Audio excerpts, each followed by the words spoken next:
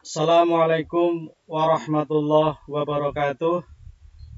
Saudara-saudara sekalian, kita ketemu lagi dalam kuliah filsafat dakwah yang pada kesempatan ini kita akan mengambil tema tentang dakwah berbasis multikultural. Saudara sekalian, multikultural secara sederhana dapat dipahami sebagai sebuah pengakuan bahwa sebuah negara atau masyarakat adalah beragam dan majemuk. Sebaliknya, tidak ada suatu negara pun yang mengandung hanya satu kebudayaan nasional saja atau kebudayaan tunggal, tetapi di berbagai negara, di berbagai wilayah, di situ multikulturalisme merupakan sunatullah yang tidak dapat ditolak bagi setiap bangsa, setiap negara, ataupun setiap masyarakat. Kemajmuan dan multikultural mengisyaratkan bahwa di situ adanya perbedaan. Bila perbedaan itu dikelola secara benar, kemajuan itu dikelola secara benar, multikultural itu dikelola secara benar, maka akan menghasilkan kekuatan yang positif bagi pembangunan bangsa itu. Sebaliknya, bila tidak bisa dikelola dengan benar, maka kemajmuan multikultural itu bisa menjadi faktor yang destruktif, menimbulkan kekerasan, menimbulkan kebencanaan. Maka konflik-konflik sosial, kekerasan sosial itu sering terjadi antara kelompok masyarakat yang merupakan bagian dari kemajmuan atau multikultural itu.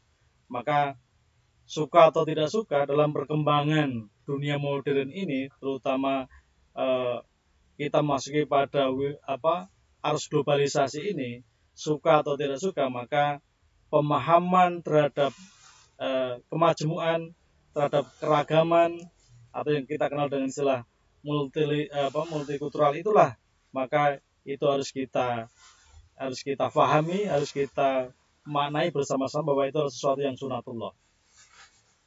Saudara sekalian, bagaimana paradigma yang dipakai dalam multikultural itu atau dalam tema kita, yaitu dakwah berbasis multikultural itu. Nah, kita pahami dulu bahwa konsep multikultural tidaklah dapat disamakan dengan konsep keanekaragaman secara suku, bangsa, atau kebudayaan. Suku bangsa yang menjadi ciri masyarakat majemuk saja karena multikultural menekankan adanya keanekaragaman, kebudayaan, tapi dalam konteks kesederajatan atau kesetaraan. Oleh karena itu, multikultural pada saat ini itu selalu dipahami sebagai ideologi yang mengakui, yang memahami adanya perbedaan dalam kesetaraan, baik itu secara individual maupun secara kebudayaan. Ini sebagai pemahaman dasar atau paradigma yang dipakai ketika kita ingin memahami apa itu multikultural maupun juga keragaman. Maka konsep inilah kemudian dipakai dalam konteks-konteks pergaulan, dalam konteks-konteks bermasyarakat, dan nanti akan kita lihat bagaimana ketika kita dalam beragama. Maka pemahaman tentang keragaman, itulah adanya perbedaan, itulah yang kemudian nanti menjadi bagian dari dakwah. Maka nanti akan ada apa yang disebut dengan istilah dakwah berbasis multikultural. Karena banyak, multi itu banyak, kultural berarti banyak kebudayaan itu. Nah, paradigma yang lain adalah bahwa multikultural itu adalah sebuah kearifan untuk melihat keanekaragaman budaya sebagai sebuah realitas sosial, sebagai sebuah realitas fundamental dalam kehidupan masyarakat. Maka ketika pemahaman multikultural itu sebagai sebuah kearifan, maka apabila ini difahami akan terwujud, yaitu akan mewujudkan sebuah kehidupan yang harmonis. Karena pada realitasnya masyarakat itu adalah majemuk atau plural, sebagai sebuah kemestian yang tidak bisa diingkari ataupun tidak ditolak, apalagi dimusnahkan. Nah, ini sebagai paradigma yang dipakai ketika kita ingin memahami dakwah berbasis multikultural. Saudara sekalian, apabila kita dalam era yang modern ini, era yang harus dikatakan sebagai globalisasi, atau yang sekarang itu dikatakan sebagai era milenium, bahkan kita saat ini sudah dikenalkan masyarakat industri keempat ya, yang di situ pada masa-masa yang di situ adalah kemajuan industri yang di situ speed kecepatan, kemudian di situ selalu ada namanya surprise keterkejutan, maka kita akan melihat bagaimana sesungguhnya perspektif dakwah berbasis multikultural itu.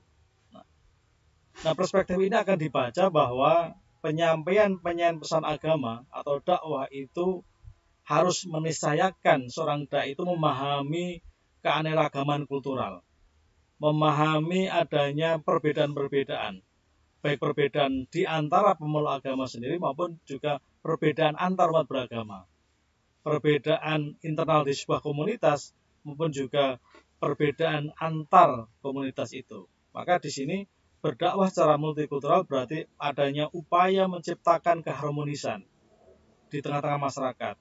Dakwah yang di situ beragam ingin mewujudkan adanya yang terkenal sekarang namanya toleransi. Namun keharmonisan itu tetap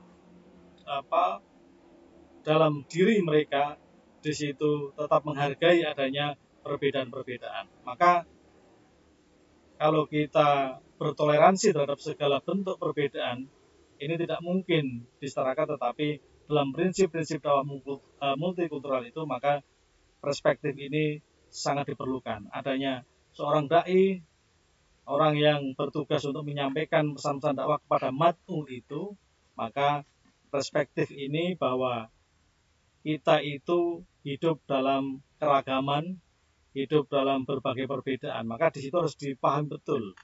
Maka nanti ketika kita menyampaikan pesan-pesan dakwah itu, saya kira lebih lentur ya, karena tujuan kita berdakwah adalah untuk menjaga sebuah keharmonisan. Sebagaimana dulu ketika Nabi berdakwah, banyak kita temukan bahwa Nabi itu sangat menghargai perbedaan-perbedaan, sangat menghargai keragaman-keragaman itu. Yang kedua adalah perspektif yang kedua adalah bahwa basis dakwah kultural itu menjadi doktrin Islam, karena kalau kita lihat bahwa dalam perspektif tafsir, maka pandangan-pandangan sesama seorang mufassir saja juga berbeda-beda. Ketika kita memahami Al-Quran dari waktu ke waktu, dari masa ke masa, dari latar belakang disiplin ilmu pun juga menghasilkan pandangan yang berbeda-beda. Inilah yang kemudian itu juga perlu dipahami bahwa ini juga bagian dari multikultural.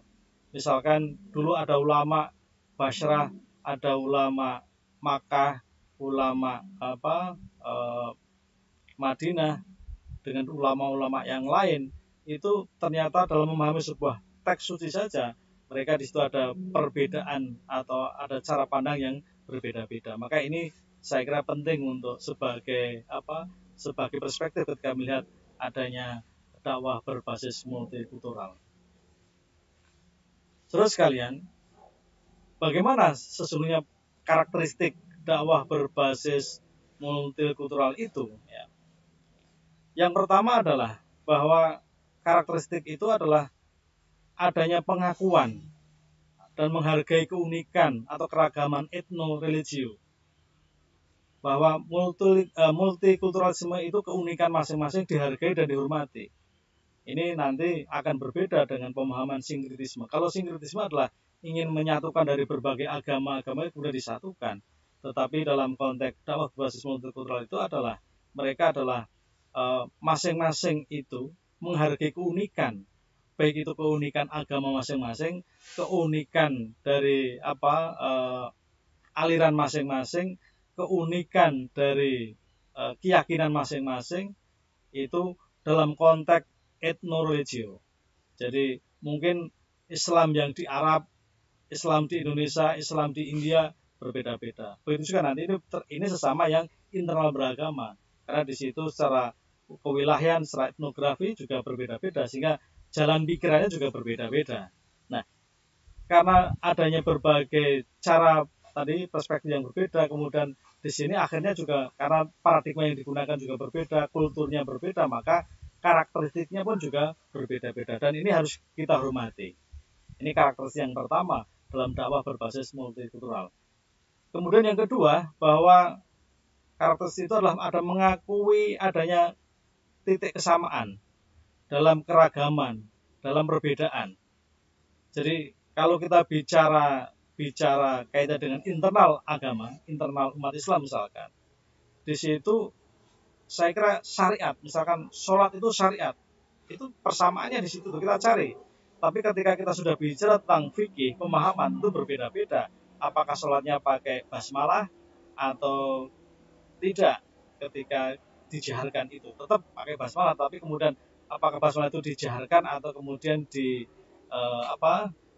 disirkan. Inilah yang kemudian tetap bahwa sholat itu bagian dari syariat, bahwa membaca Al-Quran itu harus diawali dengan basmalah. Hanya kemudian ketika sudah ada fikihnya, apakah itu disirkan atau dijaharkan, itu perbedaan. Ini baru internal beragama, antar beragama.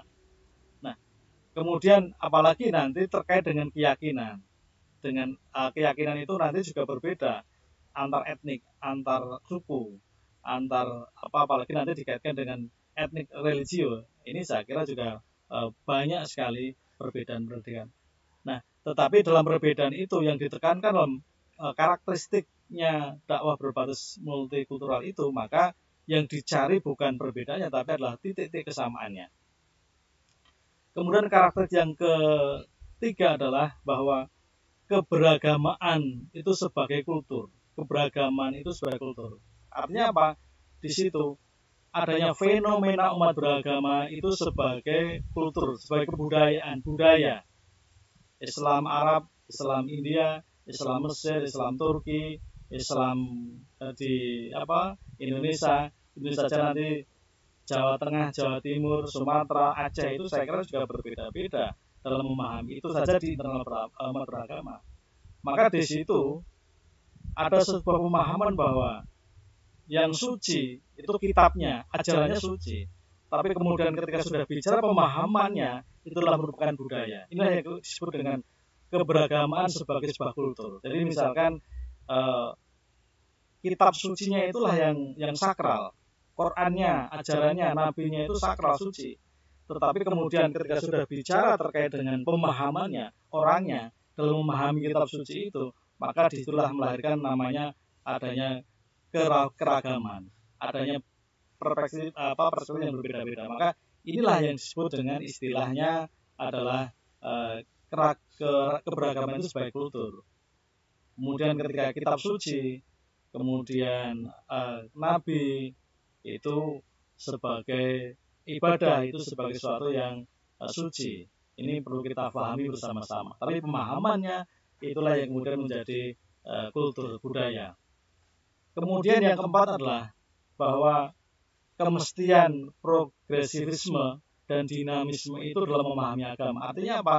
Di situ bahwa pemahaman keagamaan itu selalu berkembang, selalu dinamis.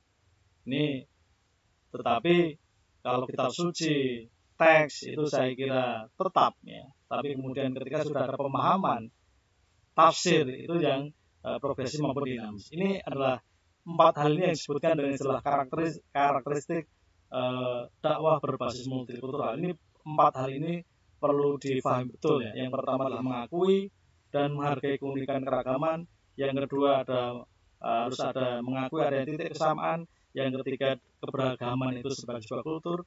Yang keempat itu adalah dinamika atau progresivitas itu adalah sesuatu yang mesti di dalam ajaran agama.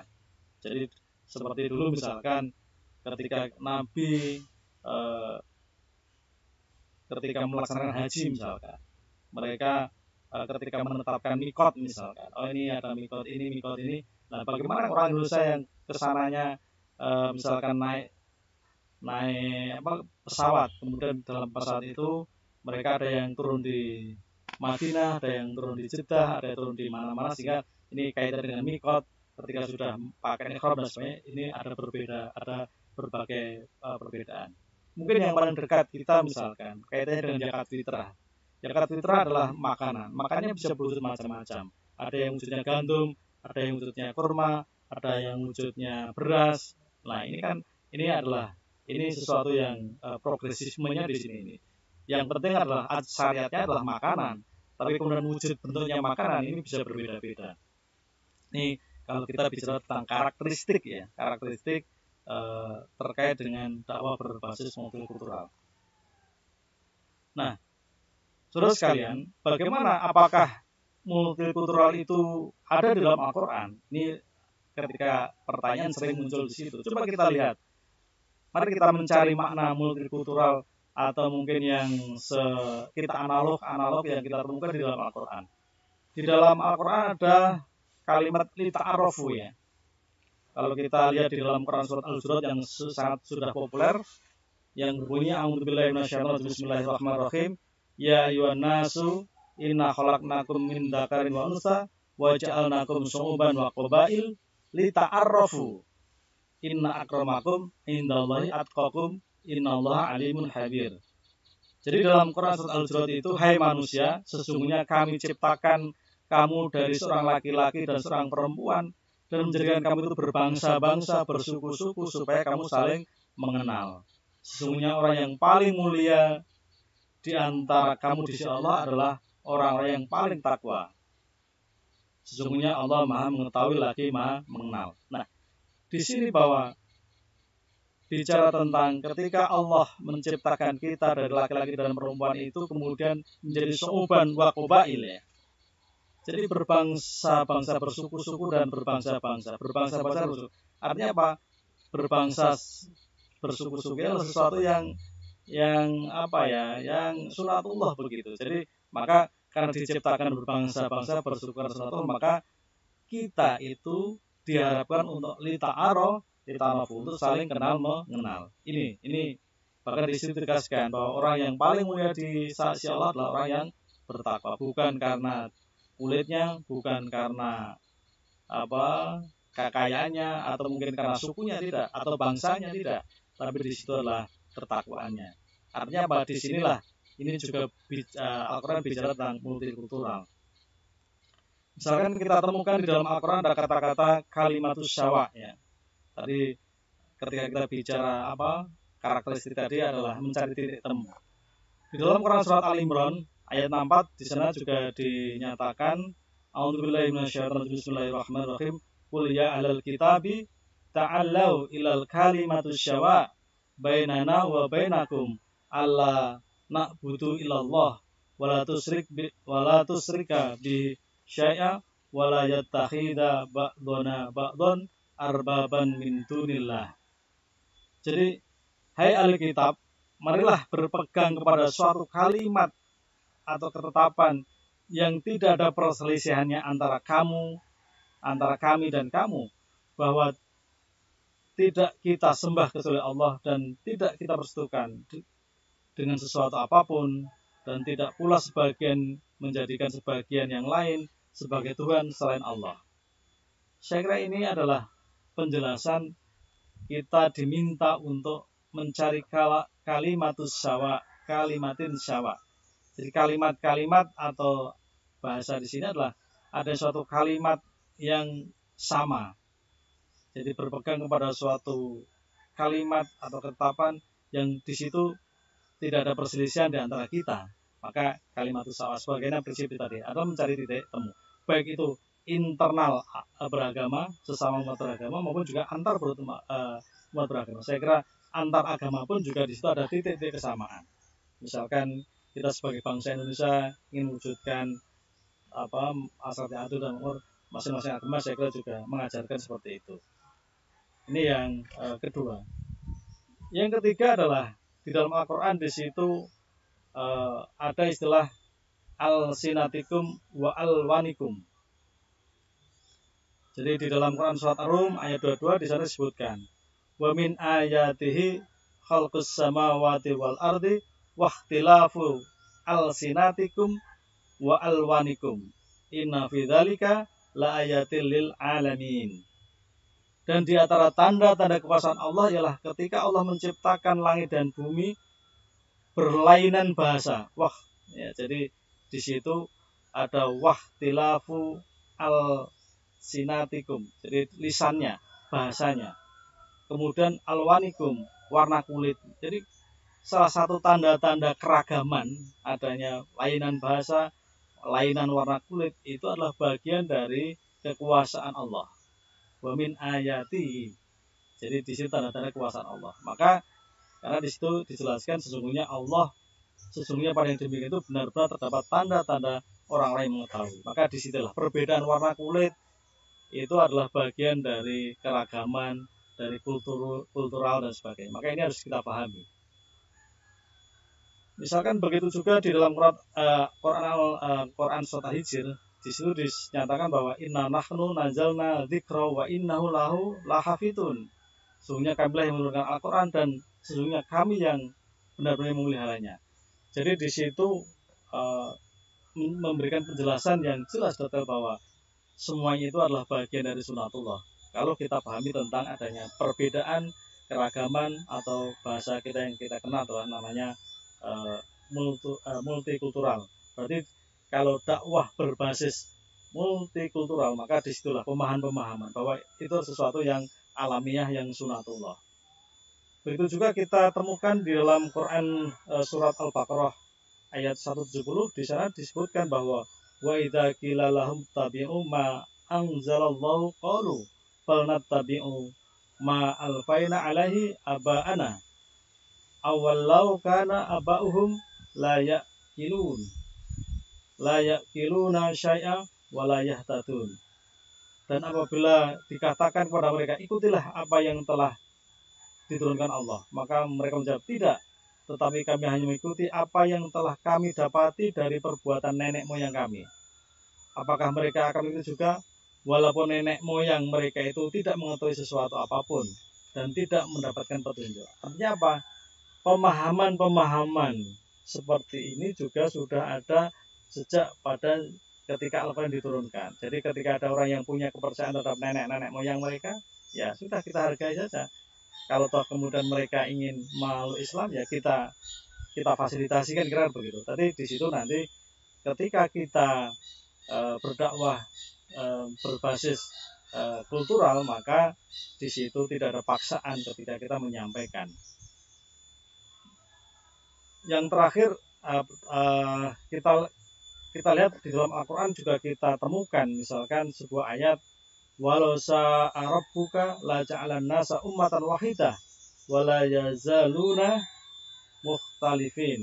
Jadi jika Tuhan menghendaki tentu dia akan menjadikan umat manusia itu satu, tetapi mereka senantiasa berselisih pendapat. Jadi perselisihan ini adalah sesuatu yang kultural, sesuatu yang ya sunatullah begitu. Ini jadi sejak dulu sampai sekarang pun juga perselisihan ada, tapi bagaimana kita perbedaan pendapat itu kita hormati, kita hargai, karena itu sesuatu yang sunatullah.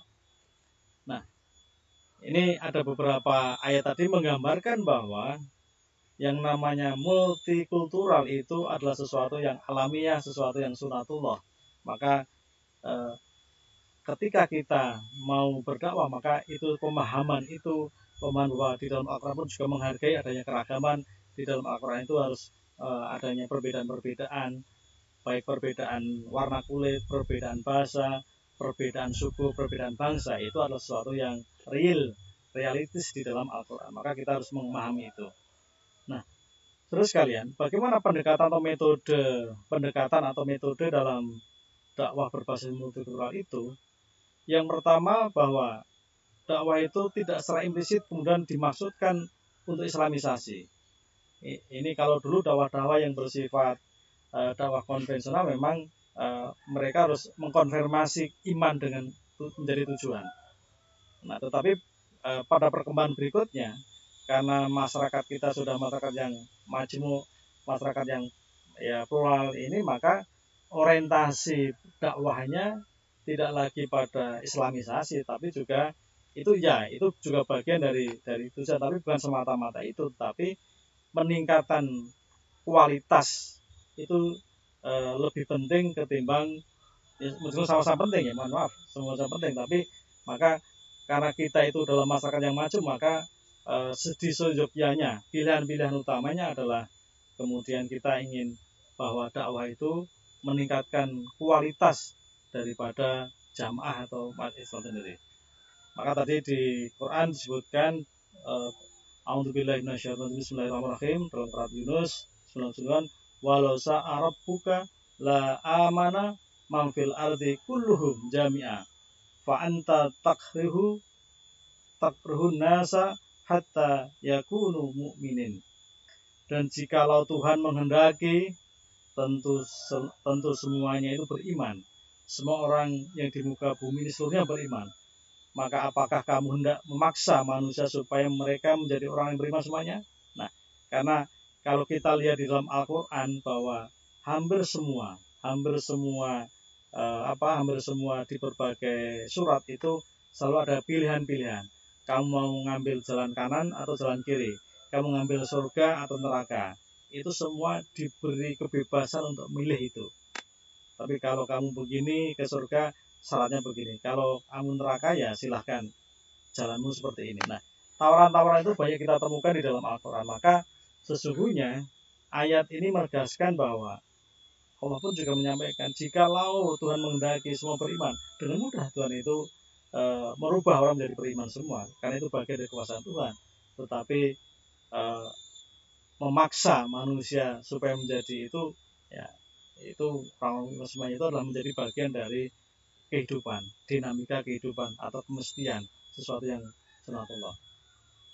Pendekatan yang kedua adalah bahwa kalau tadi adalah Islamisasinya itu lebih peningkatan kualitas atau peningkatan kapasitas orang beriman. Yang kedua adalah bahwa kesetaraan hak sipil atau civil right dalam kebijakan publik. Jadi maka orientasi berdakwah kita dalam berbasis itu adalah bagaimana kemudian mengutamakan pada penghargaan terhadap kesetaraan atau hak sipil itu, civil right. Ini menjadi penting terutama dalam kebijakan politik.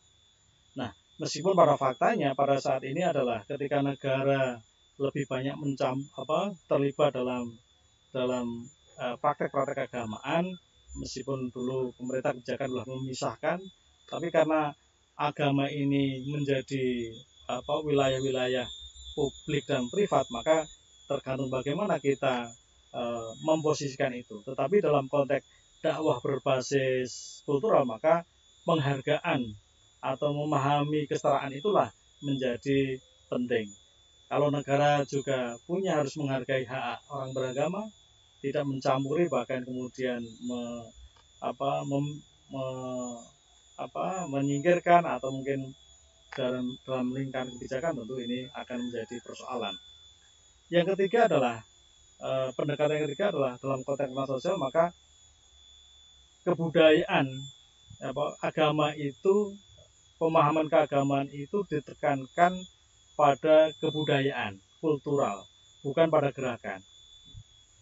Ini karena kalau sudah menjadi gerakan atau bahasa kita jihadis, ya itu boleh dalam agama, tetapi karena kita melihat sebuah realitas bahwa dalam beberapa konteks ini bahwa masyarakat kita memang berbeda-beda, ya tidak semuanya 100% beragama satu agama, tapi juga macam-macam agama, tidak hanya satu etnik tapi berbagai etnik. Maka disitulah maka kita memahami dalam konteks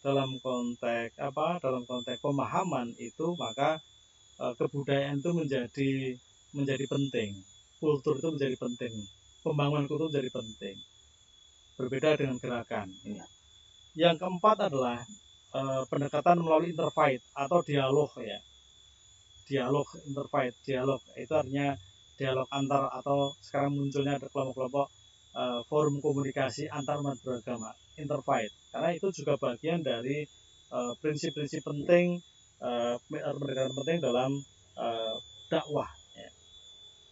Yang kelima adalah adanya reinterpretasi maupun rekonstruksi paham Islam. Jadi reinterpretasi itu artinya apa? Karena teks tadi kita sampaikan bahwa yang suci itu teks-teks, yang suci itu adalah kitab sucinya, kemudian ajarannya. Tetapi ketika sudah pemahaman terhadap teks suci, pemahaman terhadap ajaran itu kan sudah menjadi wilayah-wilayah budaya, maka perlu ada sebuah reinterpretasi, penafsiran kembali, maupun ada rekonstruksi, kita tata kembali dalam pemahaman Islam. Bukan berarti kita keluar dari pokok, tapi bagaimana kemudian pesan-pesan ayat, pesan-pesan Quran itu bisa dijalankan di tengah-tengah keragaman itu. Ini saya kira menjadi penting. Nah, saudara sekalian, pada bagian terakhir kita akan menyampaikan beberapa hal terkait bagaimana sih kira-kira masa depan dakwah multikultural itu. Nah, masa depan dakwah multikultural saya kira itu ada dua hal. Yang pertama bisa saja sebagai sebuah optimisme, atau yang kedua bisa pesimis, tergantung bagaimana kemudian para dai atau pelaku dakwah ini memahami konsep-konsep ini. Karena kita sudah masuk pada milenium. Milenium itu pembangunan yang milenium atau orang-orang milenial atau ke depan itu persoalan-persoalan kemanusiaan, kemiskinan, kemudian kemiskinan terutama, kemudian juga kekerasan, atau dengan hal yang disebabkan banyak faktor, bisa karena kepentingan politik, ekonomi, agama, macam-macam. Mereka saling berebut di ruang publik itu. Nah, ketika sudah masuk dalam ruang publik itu, maka menjadi faktor utama itu adalah para pelaku dakwah. Karena pelaku dakwah ketika dia memahami multikulturalisme itu sebagai sebuah realitas, maka sangat memungkinkan bahwa itu sebagai optimisme. Tetapi ketika kita tidak bisa memahami sebuah realitas dan kita memaksakan tanpa ada rekonstruksi, tanpa ada reinterpretasi, maka benturan-benturan itu sangat kuat. Karena apalagi di tengah-tengah era oligarki ini, kemudian kepentingan ekonomi menjadi utama, kemudian kepentingan agama itu disingkirkan, maka sangat mungkin. Maka dakwah kita itu harus memahamkan kepada para pelaku pengambilan keputusan, mungkin para politisi, para pemimpin kita harus memahamkan bahwa hubungan agama, negara, agama, politik, agama, ekonomi, agama dengan kepentingan global itu tentu harus didialogkan, harus disuarakan, sehingga ini bagian dari dakwah yang saya kira sangat penting. Harus memahamkan kepada para orang, dan orang yang lain pun juga harus memahami itu. Maka saya kira dasar-dasar politisasi agama itu dimaksudkan bukan politik praktisnya, tapi bagaimana kita memahamkan para pengambil keputusan atau para pelaku, para pemimpin itu, bagaimana kemudian memfasilitasi berbagai macam-macam kepentingan itu. Maka ada istilah kelompok keyakinan dasar minoritas, kelompok keyakinan mayoritas. Ini adalah perlu ada sebuah dialog. Ya, kalau itu bisa didialogkan, maka saya kira masa depan dakwah akan seoptimis. Tapi ketika kemudian hal itu disumbat melalui saluran kekuasaan, disumbat melalui saluran kebijakan, maka potensi kekerasan, potensi kehancuran itu sangat tinggi. Sehingga karena saya kira ke depan itu pemahaman tentang multikulturalisme itu sangat dibutuhkan dan sangat diperlukan, karena orang kemudian karena kepentingan energi kepentingan itu kemudian mengalahkan adanya kepentingan bersifat kebajikan atau yang lain. Saya kira itu, terima kasih dari saya. Mudah-mudahan di sini memberikan pemahaman kita pada kuliah filsafat dakwah ini, yang pada saat ini tadi kita sampaikan beberapa tema terkait dengan dakwah multikultural. Terima kasih. Assalamualaikum warahmatullahi wabarakatuh.